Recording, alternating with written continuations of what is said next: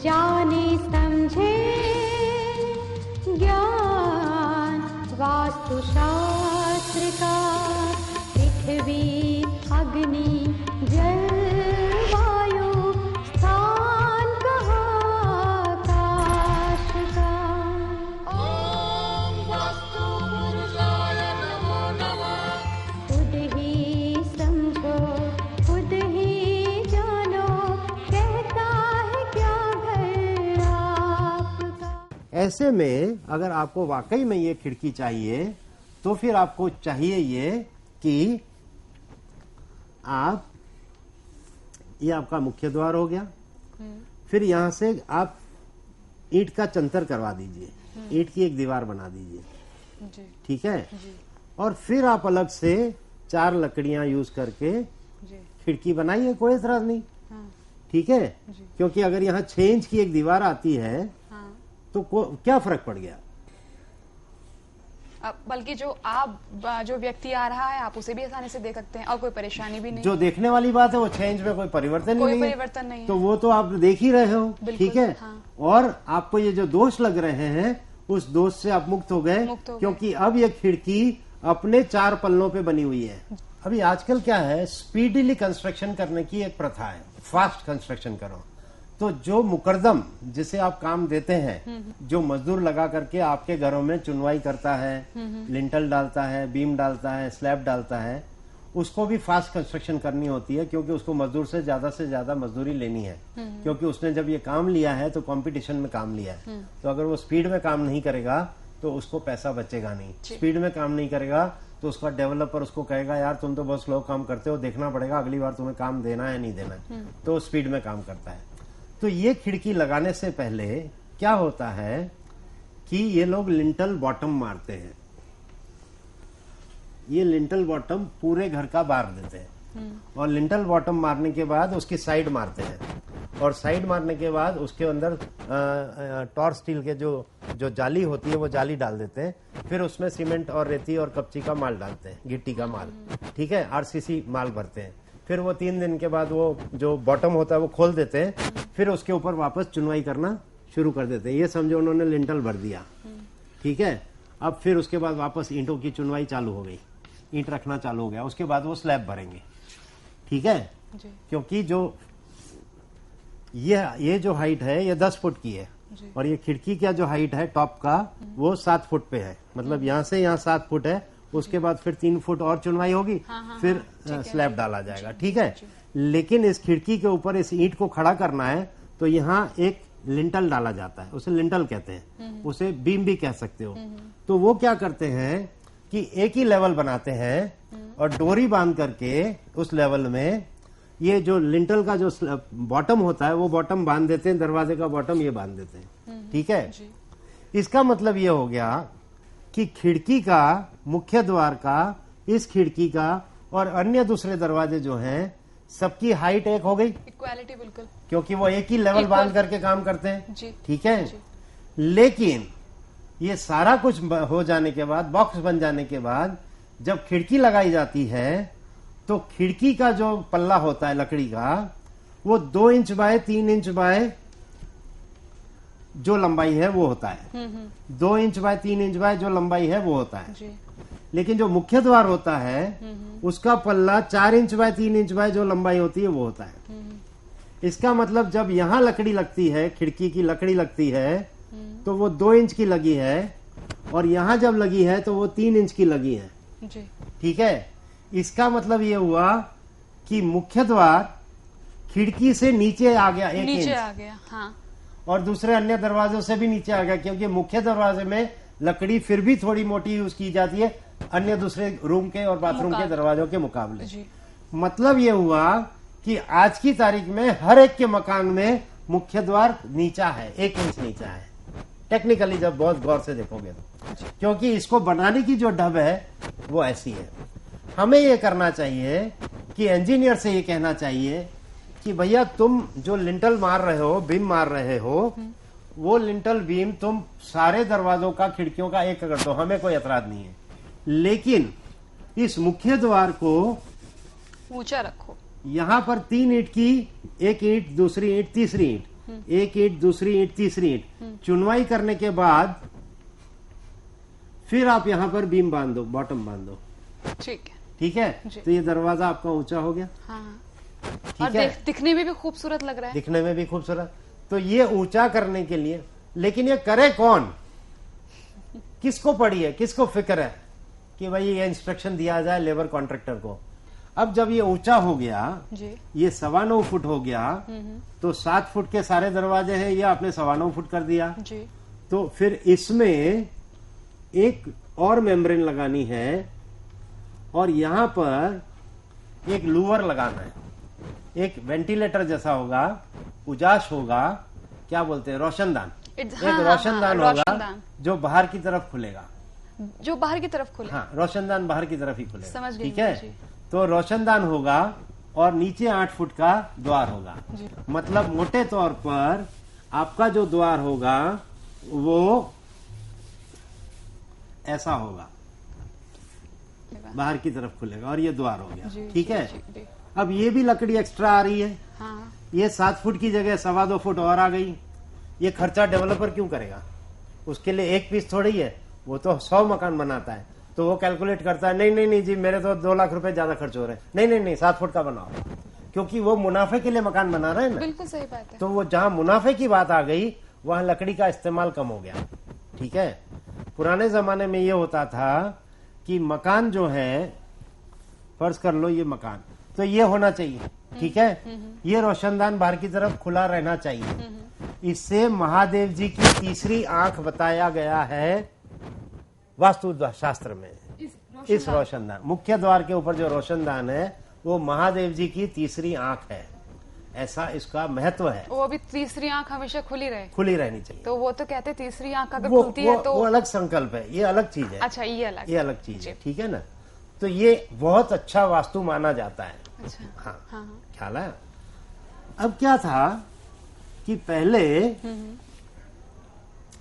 ये आपकी जमीन है, इस पे आपके मकान की प्लिंथ है जी, और इस पर आपका 12 फुट का मकान है जी।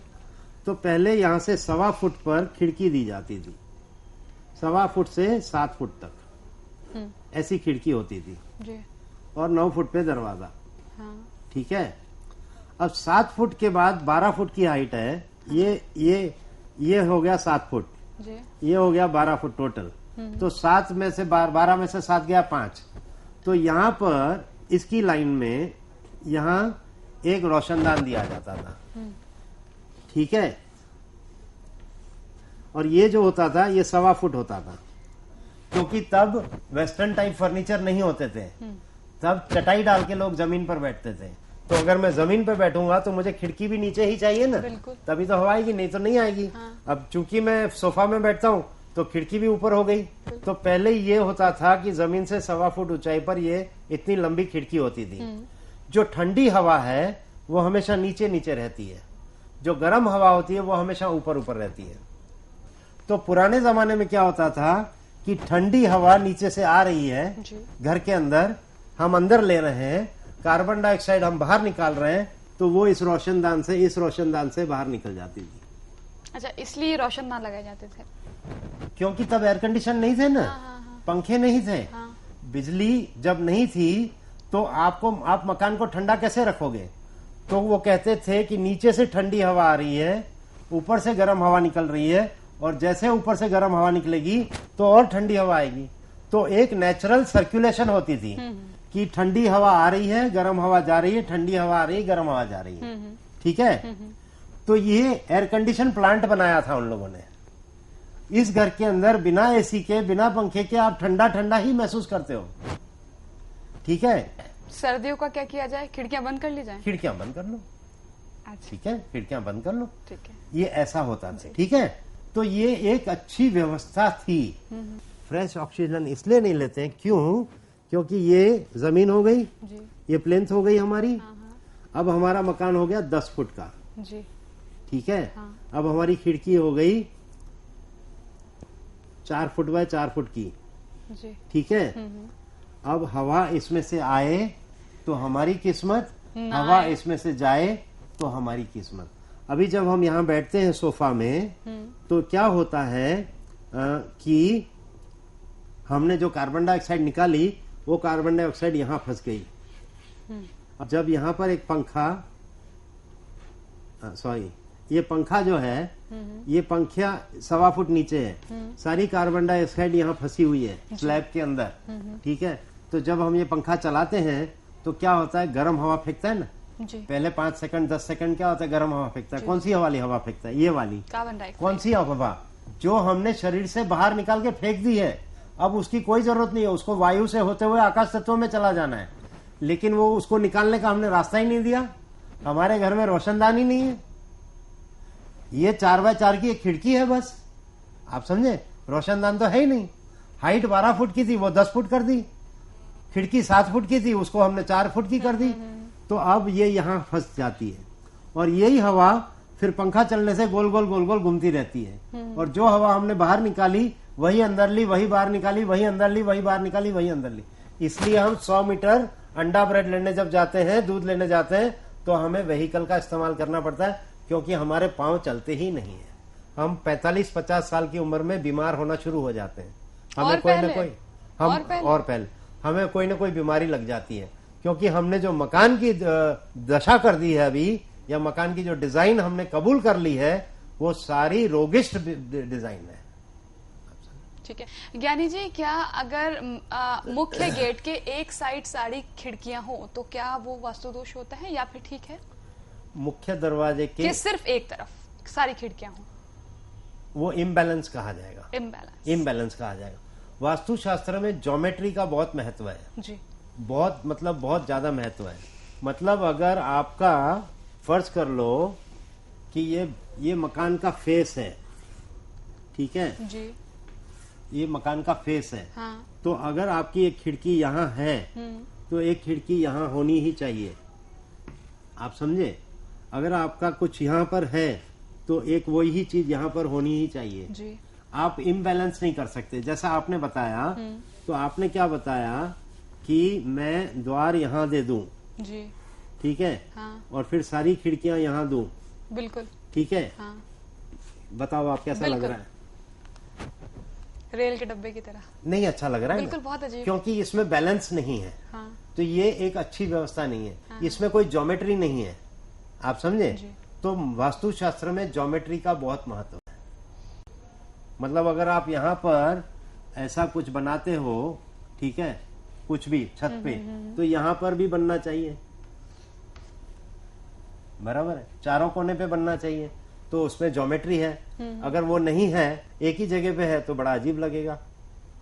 तो मतलब लेकिन वास्तु दोष लागू नहीं पड़ता इन सारी चीजों पे? बिल्कुल, ये वास्तु दोष है, ये एलिवेशन है ना, हाँ, हाँ। ये क्या है, ये फ्रंट ऑफ द हाउस है, हाँ, हाँ। तो इससे बाहर का आदमी क्या देख रहा है, एलिवेशन ऑफ द हाउस देख रहा है, जी, ठीक है। हाँ, हाँ। आपको मैं बता दूं कि एक राजा अपना महल बनवा रहा था, और महल बनवाया था उसने वास्तु के सुपरविजन में, ठीक है, और हाँ जी, किसी ने आके कंप्लेन कर दी जी, कि राजा वास्तु शास्त्री को आपने जो महल बनाने को दिया है, हाँ। तो उसने तो ईशान कोने में गड़बड़ कर दी है कुछ। जी, राजा बोला ठीक है, जाने तो चलेगा। ये एलिवेशन का महत्व बता रहा हूं इस किस्से से। फिर कुछ हुआ, 2 महीने गए, तो कोई और भागते भागते आया, बोला राजा वास्तुशास्त्री ने तो ब्रह्मस्थान में गड़बड़ कर दी है। ईशान और ब्रह्म बहुत महत्व के हैं जी, कोई बात नहीं, जाने दो। फिर जब बिल्डिंग फिनिश होने को आया, जब एलिवेशन की बात आई, जी, तो राजा को कहा गया कि राजा वास्तुशास्त्री ने एलिवेशन में गड़बड़ कर दी है। एलिवेशन में गड़बड़ कर दी, राजा खड़ा हो गया, उसको हाथी के पांव तले उसको कुचल के मरवा दो, कोई सुनना नहीं। एलिवेशन में वो कैसे गलती कर सकता है? एलिवेशन का ये महत्व है। अच्छा, आप समझे। हाँ। ईशान में उसने कहा कोई बात नहीं, ब्रह्म में कहा कोई बात नहीं, लेकिन एलिवेशन में how can you do this? Geometry है, देखने में अच्छा लग रहा है। ताजमहल को जब आप देखते हो तो उसका डोम है, उसके 4 कॉलम लगे हुए हैं, उसकी ये आर्च है, इस तरफ से देखो तो ये आर्च है, इस तरफ कहीं से भी देखो वो एक जैसा है, ठीक है। तो वो उसकी ज्योमेट्री है, उस ज्योमेट्री की वजह से वो खूबसूरत है। तो जो आप बाहर से देख रहे हो वो एलिवेशन है, आप समझे। अंदर जो है वो इंटीरियर है, जी, ठीक है। वो इंटीरियर में आता है, ठीक है ना। तो एलिवेशन में ज्योमेट्री बहुत आवश्यक है। फ्रंट उसका अच्छा बैलेंस होना चाहिए। मतलब कई बार लोग क्या करते हैं, ये मकान बनाया जी, फिर इधर एक बालकनी दे देते हैं, ठीक है। तो यहाँ बालकनी होना चाहिए। अगर नहीं देनी, आपको एक देनी है, तो फिर आप एक काम करो भैया, आप ऐसा करो कि आप बीच में बालकनी दे दो। एक ही देनी है तो बीच में दे दो, ताकि ये और ये हिस्सा सेम हो जाए। पर आप एक ही दे रहे हो और यहाँ नहीं दे रहे हो, तो ये इम्बैलेंस है। हाँ, फिर आप कहते हो उत्तर भी बढ़ जाएगा, धन लाभ का भी कारक है। धन लाभ का भी कारक है। चलिए, तो मतलब नेहा जी को वास्तुशास्त्र आ गया। सब कुछ बैलेंस होना चाहिए। हालांकि वास्तुशास्त्र नहीं आया है, लेकिन जानने की कोशिश, जिस तरीके से आप घर बैठे सीखते हैं, मैं भी यहाँ पर थोड़ा थोड़ा जानने की कोशिश करती हूँ, तो प्रॉपर तरीके से बात वही निकल के आती है कि सारी चीजें बैलेंस होनी बेहद जरूरी है। आज इस प्रोग्राम में हमने आपको बताया कि घर का मुख्य द्वार कैसा हो, खिड़कियां कहाँ हो, बहुत सारी चीजें। फिलहाल ज्ञानी जी यहाँ पर हमें वक्त कह रहा है, इस कार्यक्रम को यहीं विराम दे दें। अगले एपिसोड्स में बहुत सारी चर्चा होगी, बहुत सारी बातें आपसे जानेंगे, सीखने की कोशिश करेंगे। मेरा एक ही मन है जी, हिंदुस्तान का हर आदमी वास्तुशास्त्र के नॉलेज से सक्षम होना जरूर होगा। हर व्यक्ति को वास्तुशास्त्र की जानकारी होनी चाहिए, जरूर, चाहे आज हो जाए, चाहे 2 साल में हो जाए, चाहे 5 साल। उसे ये पता होना चाहिए कि वो जिस मकान में रह रहा है वो वास्तु आधारित है। फिर आप पुरुषार्थ कर लो, फिर मेहनत कर लो, भक्ति कर लो, और अपने बल पे, अपने भाग्य से, फल मिलेगा। अपने भाग्य से काम करो, ठीक है। पर ये नहीं कि वास्तु दोष में आप बीमार हो जाओ, आप बिजनेस में लॉस करो, नौकरी आपकी छूट जाए, बच्चे आपके गलत रास्ते पे चले जाए, ये नहीं होना चाहिए। चलिए, फिलहाल हम इस कार्यक्रम को यहीं पे विराम देते हैं, लेकिन अपने अगले एपिसोड्स में, आने वाले एपिसोड्स में ऐसे ही बहुत सारे तथ्यों पर प्रकाश डालेंगे।